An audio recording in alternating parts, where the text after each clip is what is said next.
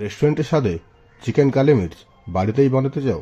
যদি বানাতে চাও তাহলে আজকের রেসিপিটা পুরোটাই দেখতে থাকো। আর যদি ভালো লাগে তাহলে এই ভিডিওতে একটা লাইক আর একটা কমেন্ট অবশ্যই করে দিও। আজকে এই রেসিপিটা বানাবার জন্য আমরা এখানে নিয়েছি 1 কিলো চিকেন, আর তাতে দেব 100 গ্রাম মতো টক দই, সামান্য পরিমাণে লবণ, আর 1 চামচ গোলমরিচের গুঁড়ো, 1 চামচ আদা রসুনের বাটা। সব কিছু দিয়ে ভালো করে এটাকে ম্যারিনেট করে প্রায় 15 মিনিট মতো রেখে দেবো।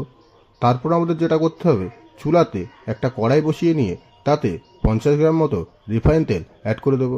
আর তাতে দেবো কিছুটা পরিমাণে রসুনটাকে একটু ভেজে নিয়ে 4-5টা পেঁয়াজ কুচিয়ে এর মধ্যেই দিয়ে দেবো। দিয়ে দেওয়ার পরে পেঁয়াজটাকেও 2 মিনিট মতো নেড়ে চুড়ে নিয়ে ওর মধ্যেই দেবো কিছুটা পরিমাণে আদা আর কটা কাঁচা লঙ্কা। সব কিছুকে একটু ভেজে নিয়ে ওর মধ্যে দিয়ে দেবো 100 গ্রাম মতো কাজু। সব কিছু একটু ভাজা হয়ে গেলে ওটাকে আমরা তুলে নিয়ে বেটে নেব। তারপর আমাদের যেটা করতে হবে, আরেকটা ফ্রাই প্যান চুলাতে বসে নিয়ে ওর মধ্যে 50 গ্রাম মতো বাটার দিয়ে বাটারটাকে একটু মেল্ট করে নেব। মেল্ট করে নেওয়ার পরে ওর মধ্যেই আমরা চিকেনটাকে দিয়ে চিকেনটাকে প্রায় 8 মিনিট মতো ভেজে ভুজে তুলে নেব।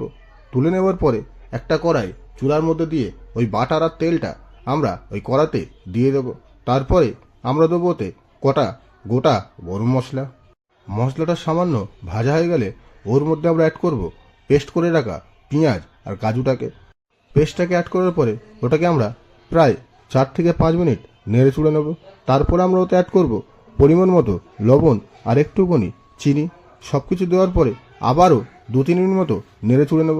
তারপর আমরা ওতে অ্যাড করব পরিমাণ মতো জলটা দেওয়ার পরে যখন দেখবেন গ্রেভিটা একটু ফুটে গেছে, তখন আমরা ওতে অ্যাড করব চিকেনটাকে অ্যাড করার পরে প্রায় 15 মিনিট মতো লো ফ্লেমে ফুটিয়ে নিতে হবে।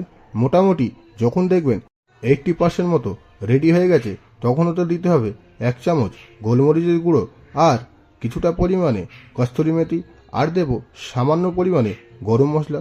সব কিছু দিয়ে 2 মিনিট মতো নেড়ে চুড়ে নেব। লাস্টে 2 চামচ মতো আমুল ক্রিম দিয়ে নেড়ে চুড়ে চিকেনটাকে আমরা বন্ধ করে দেব। তাহলে বন্ধুরা, এই ছিল আজকে আমাদের চিকেন কালি মির্চের রেসিপি।